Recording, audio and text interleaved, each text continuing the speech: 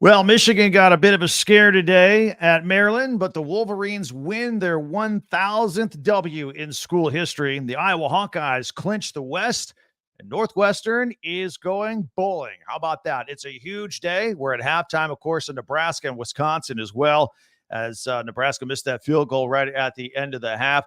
We'll catch you up on the entire day in the Big Ten, give you my opinion on it as well. We'll take yours as well on all the comments, live comments here live on YouTube. That's all coming up right here as Locked On Big Ten is live right now. You are Locked On Big Ten, your daily podcast on the Big Ten Conference.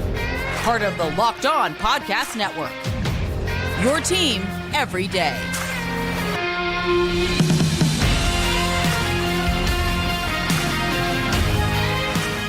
Welcome to Locked On Big Ten. I am Craig Sheeman. Thank you for making us your first listen each and every day when we do this throughout the week. Of course, live, a special edition here on Saturday. We're free and available wherever you get your podcasts and on YouTube. It's part of the Locked On Podcast Network, your team every day. And today's episode is brought to you by Prize Picks. Go to prizepicks.com/LockedOnCollege and use the code LockedOnCollege for a first deposit match up to $100. Daily fantasy sports made easy. So Maryland, they went toe-to-toe with Michigan. They really did. We'll talk about that and the rest of the league, and we'll take our first peek ahead because as we turn the page, it is rivalry week, the best week in the month of November. Be sure to subscribe down below, especially if you're new to us right here. Hit us up, subscribe, and follow Locked On Big Ten for free wherever you get your podcast. That way you'll get the latest episode of this podcast as soon as it becomes available each and every day. Like I said, we do this Monday through Friday, but on the weekends, we like to jump in here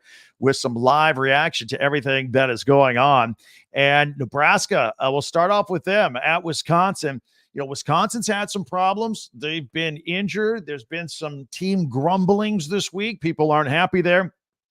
And Nebraska starts out with a 14-0 lead. Their third starting quarterback of the season, Chubba Purdy. Of course, yes, in case you missed the story, he is Brock Purdy, the starting quarterback of the 49ers. This is his brother. He gets to start. He's been healthy. And frankly, he looks as good as anybody all season long.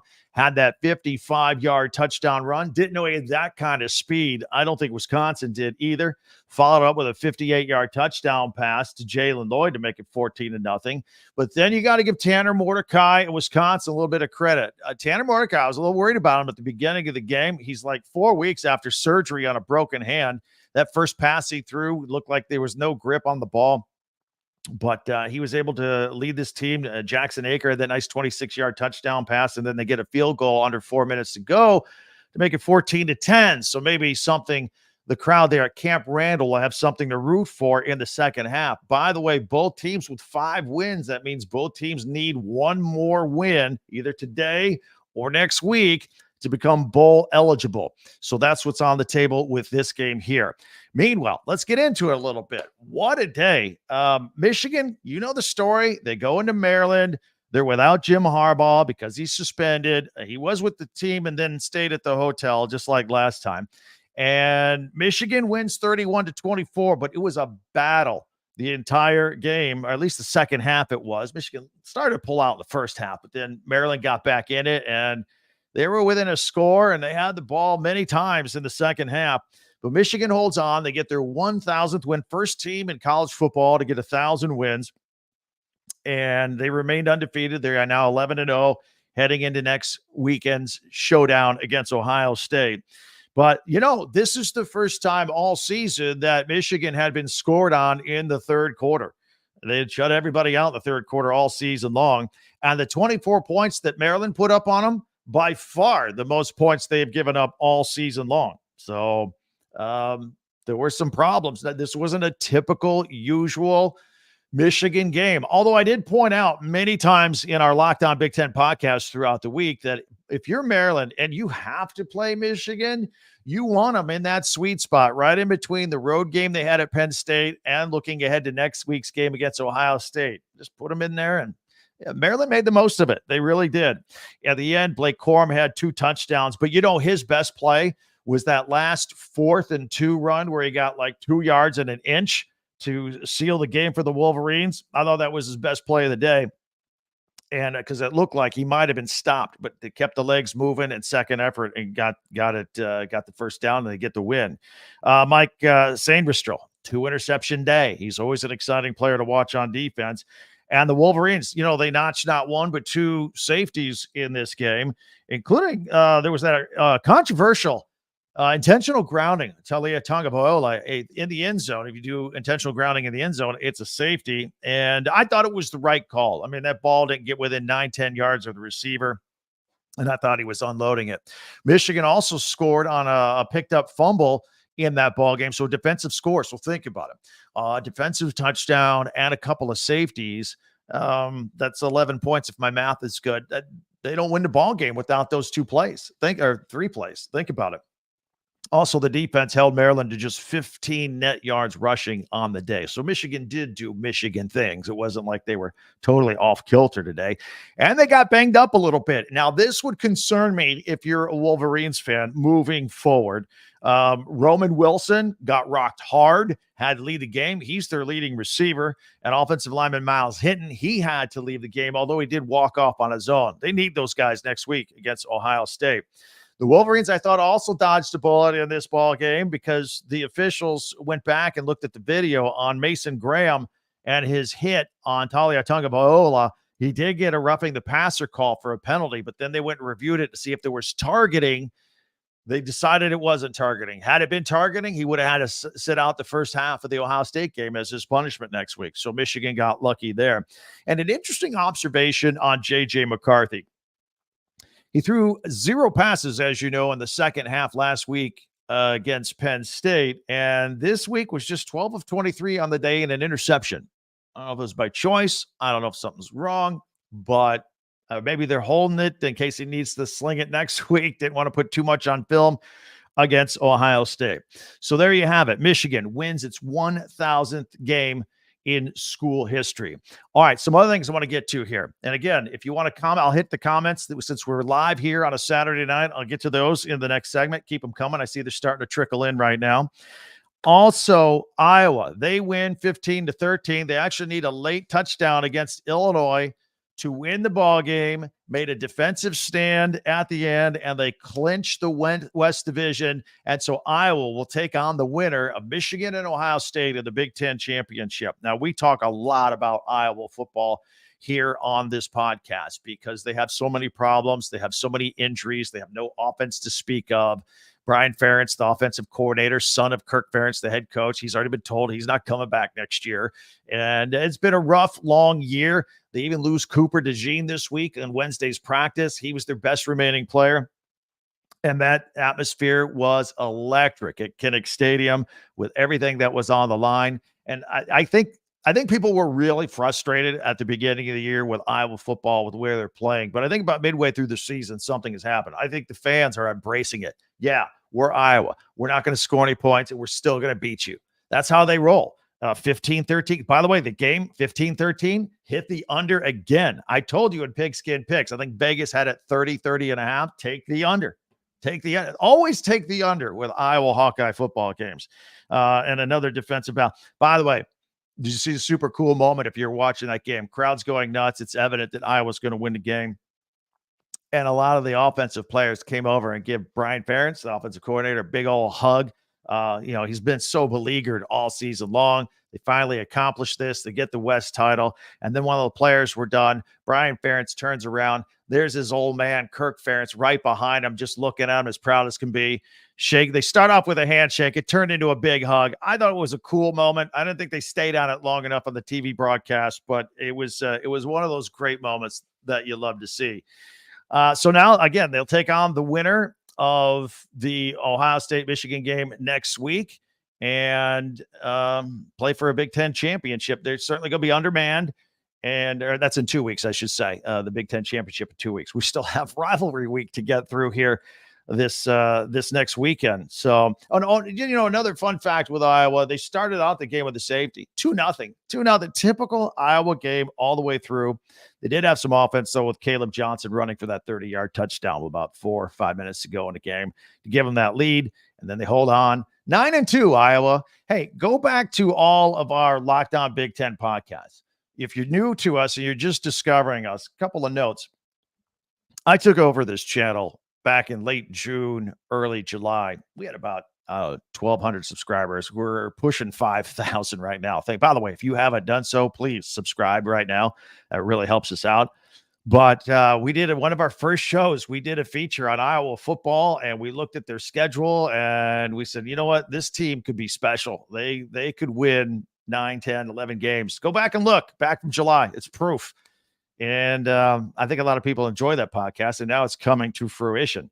So now the bad news for Illinois, they take another loss here, and they still need to get a win next week to become bowl eligible. So we'll keep an eye on the Fighting Illini, and we'll look ahead at next week and who they have to play and what they have to do. Keep the comments coming in here live on YouTube. We'll get to all those. We will take a look around the rest of the Big Ten as well. We have another team that became bowl eligible, and we haven't talked about the Ohio State Buckeyes, who are on cruise control right now. All that coming up in a minute on our live version here on a Saturday night on Locked On Big Ten. So let me tell you about Prize Picks. Prize Picks is cool. It's fun. It is daily fantasy sports. And what you do is you go and you grab some players, 2 to 6 players, and you put some stats with them, and you say they'll do more than those stats or less than those stats.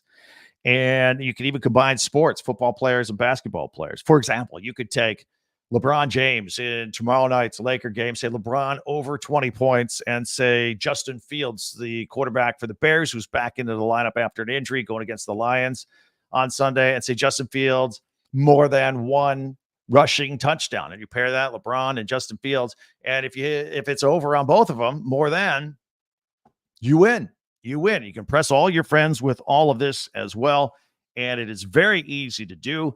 Go to prizepicks.com/lockedoncollege and use the code LockedOnCollege for a first deposit match up to $100. Again, that's prizepicks.com/lockedoncollege and use the code LockedOnCollege for a first deposit match up to $100.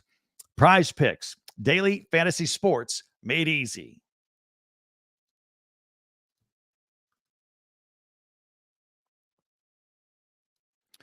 All right, so let's get to the rest of these games in the Big Ten. And I also want to thank you everydayers who always check out Locked On Big Ten, especially you everydayers. And if you're new to us, if you just discovered us here on a Saturday night when we're going live, we go live. We have these podcasts every weekday, Monday through Friday. And there's an audio-only version. It's out as soon as 4 o'clock in the morning. And you can listen to it anytime. Then with the video version comes out about 6 a.m. every morning. It's there. And if you subscribe right now, it'll be available for you, waiting for you as soon as you check your phone or your device. And we really would appreciate that. Let me hit a couple of comments here first before we get looking into these games. Let's see. Jeffrey S. checking in. It was not a pretty win, but it's a win, and we'll take it. Go Blue. Dominique, I think Maryland's offensive coordinator had his fingerprint on that game plan. Dave said, you know what you call a 1-point win? You call it a win. Yeah, maybe. Of course, maybe it was talking about the Hawkeyes with the 2-point win there. So anyway. I appreciate the comments. Keep them coming. And we'll hit a few more here before we leave the airwaves of the internet here tonight. In the meantime, let's talk about some of these other ones. Ohio State 37-3 over Minnesota. Minnesota's got a late field goal here. A little bit of a punching around and feel each other out game is slow. First half a little bit for Ohio State, but an easy win at that at 37-3. And Kyle McCord, 212 yards and a couple of touchdowns. TreVeyon Henderson, he looks so good. TreVeyon Henderson, fantastic running back. 146 yards, 2 touchdowns. Had that 75-yard run in the third quarter to open things up. Marvin Harrison, a light day, 3 catches, 30 yards, a couple of touchdowns. They rested him. You know, the Buckeyes rested a lot of players in this game, getting ready for Michigan. Emeka Egbuka, good to see him healthy. He had missed a chunk of games this year. He gets in there for 5 catches and 83 yards.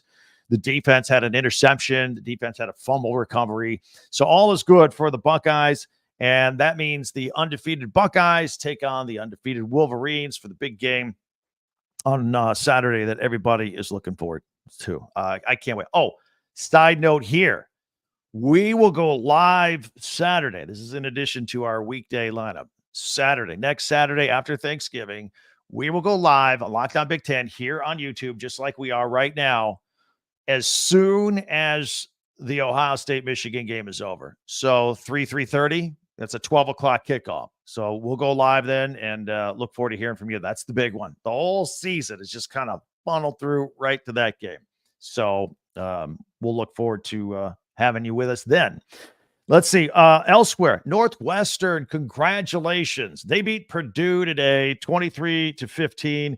The big story here, of course, David Braun was the interim coach. You know how he came in as a defensive coordinator to help out Pat Fitzgerald, and the hazing scandal hits. Fitzgerald gets fired. Nobody knows what's going on.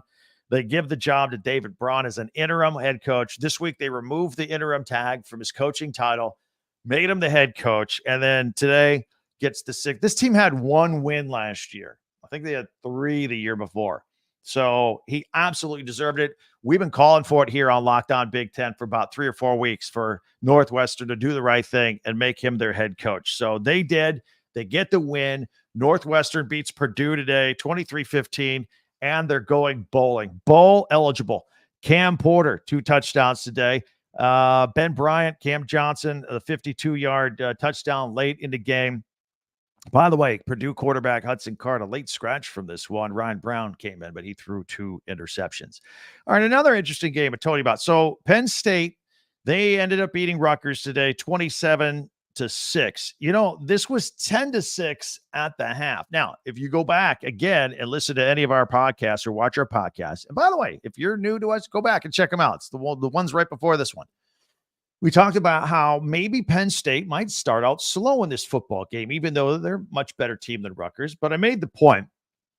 I said that Penn State a couple of weeks ago had the devastating loss to Ohio State. And then the next week they came out flat and they almost got beat by Indiana at home. So this is a team that has hangovers. And last week, they had a disappointing loss to Michigan. Kind of the air came out of their sails a little bit. And I said, watch the first half of this game. It's going to be tight. They're going to be slow to start. And it was 10-6. So we got that one right, even though they pulled away in the second half and won 27-6. Other interesting sidelines with the story, of course, in addition to that, Drew Allar took a shot to the shoulder. And that was early in the second half, I believe, and he didn't play the rest of the game. And this is all in a week in which they fired their offensive coordinator. So new offensive coordinator, starting quarterback is out. It was a tough day for Penn State. Katron Allen helped save the day here, rushed for 69 yards and a couple of touchdowns. And Rutgers helped them out a little bit. Rutgers had 3 turnovers that Penn State turned into 17 points, and that was largely the difference of the football game there. And also, Penn State has beat Rutgers now 17 straight times. So Rutgers doesn't want to see any more of Penn State. That's for sure. The other game in the Big Ten, Michigan State beats Indiana in Bloomington 24-21. Caden Hauser, he found Malik Carr on a 36-yard touchdown strike with just 1:19 to go to take the lead. And then IU gets the ball back, and they miss a 49-yard field goal at the horn, trying to tie it, send it into overtime. And Michigan State gets the win and their first road win of the season. So congratulations to them. As I mentioned, we'll come back and read some more of your comments. In fact, let's do that right now. Let me take a peek. A couple coming in. Let's see what's up here. Dominique checking in. Iowa will be known as the last champion of the Big Ten West. Yes, they will. That is a good point. Getting rid of divisions next year once we add the 4 teams from the Pac-12, and it's just going to be a free-for-all, no divisions, and the top 2 teams will play for the Big Ten championship. So anyway, he also said we can confirm Connor Stallions was not on Maryland's sideline. That's funny. That's funny. Connor Stallions, of course, the guy in the middle of the Spygate situation with the Michigan Wolverines. So anyway, that's was a humongous story the past couple of weeks. And then at the last minute now this week, Harbaugh, it has been determined, will serve the full 3-game suspension. The Big Ten will drop its investigation for now. Don't forget, the NCAA investigation is still going on the matter, so we'll see what happens there. But Jim Harbaugh will not be on the sideline for the game against Ohio State next week, but he will be if they make it to the Big Ten championship, and he will be for any bowl game and if he makes for the college football playoffs. Okay, we will take our first look at Rivalry Week. It is here. Interesting comment by Urban Meyer earlier today about Rivalry Week. I will share that with you in 1 minute right here on a live version of Locked On Big Ten.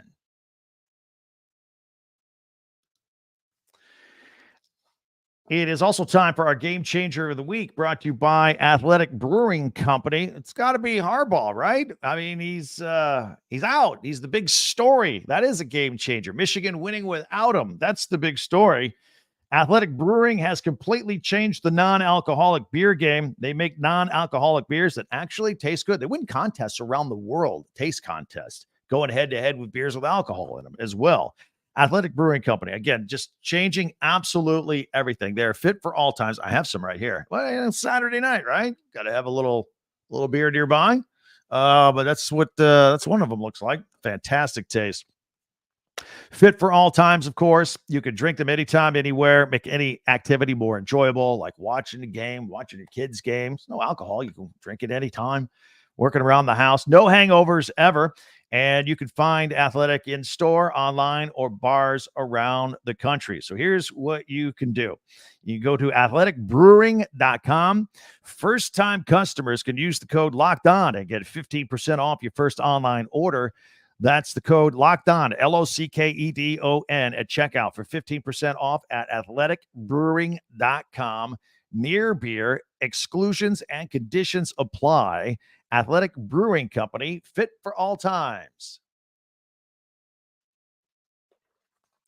So as we go live here and are live here on a set, don't forget, again, I want to remind you, we'll go live next week, a little earlier in the day, right after the Ohio State Michigan game. We'll go live. It'll be about 3 or 3:30. As soon as that's a wrap, we're on. We're going to talk about it. And all the other games for Rivalry Week as well, which we will take a look at right here.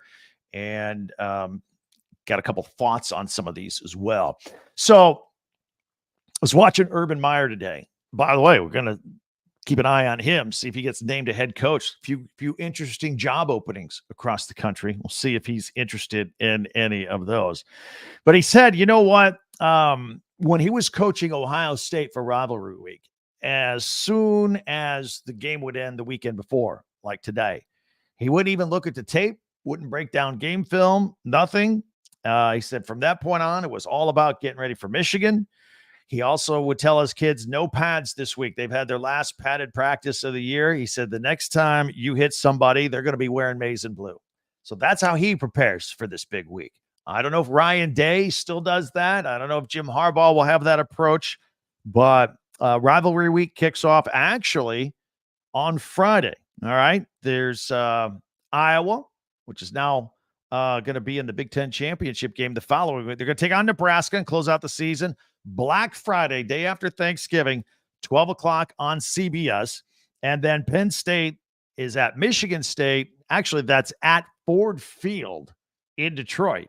So Penn State, Michigan State occasionally gives Penn State some problems. So even though Michigan State's had a tough year, we'll see how that plays out. Penn State taking on Michigan State, 7:30 NBC Friday, Black Friday after Thanksgiving. That will be at Ford Field. Then Saturday, the big game. Ohio State undefeated, Michigan undefeated at the Big House, 12 o'clock. That'll be on Fox. And the winner will represent the Big Ten East in the Big Ten Championship and take on Iowa. So that's what's online there. And again, no Jim Harbaugh on that one. Indiana is at Purdue for the old Oak and Bucket. That is at 12 o'clock on the Big Ten Network. Northwestern, which we know is going bowling, taking on an Illinois team that needs one more win to become bowl eligible. That is 3:30 on the Big Ten Network. Wisconsin is at Minnesota. Depending on how things go tonight, Wisconsin is trailing. They just started the second half against Nebraska. Both Nebraska and Wisconsin need a win to become bowl eligible. One of them will get it tonight. One of them will need it next week in the last game, but Wisconsin's at Minnesota, 3:30 on FS1. And then Maryland takes on Rutgers at 3:30 on the Big Ten Network. And then that's it. That's it for the regular season. We'll have the Big Ten Championship and, of course, bowl season. Okay, we mentioned many times we're going live next Saturday, about 3:30 or so, right after the Ohio State Michigan game is over. You everydayers out there, thank you for checking out. You know we're on every day, Monday through Friday. We'll be there again as early as 4 o'clock on the audio podcast, 4 in the morning, 6 a.m. with the video. And we will be off Thanksgiving Day, but we'll have one Monday, Tuesday, Wednesday, and then again on Friday, and then live on Saturday. So I do want to wish you all a happy Thanksgiving as well. In the meantime, many ways for you to get in touch with me. You can hit me up on Twitter or X at TalkBig10. That's number 10, TalkBig10. Also our website, talkbig10.com. That's the number 10.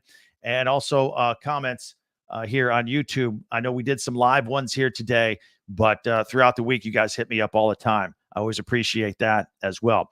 Whether you've whether you're an everydayer or you're brand new, please feel free to subscribe down below. Just click it. It's free. It doesn't cost anything, but it really helps us out. If you've just discovered us here tonight, please subscribe and follow this podcast right now on your favorite podcast app, and you'll get the latest episode of Locked On Big Ten as soon as it becomes available each and every day. Locked On has also launched the first ever national sports 24/7 streaming channel on YouTube. It's called Locked On Sports Today, and it's here 24/7 covering the top sports stories of the day with the local experts of Locked On, plus our national shows covering every single league like us. Go to Locked On Sports Today on YouTube and subscribe to that as well.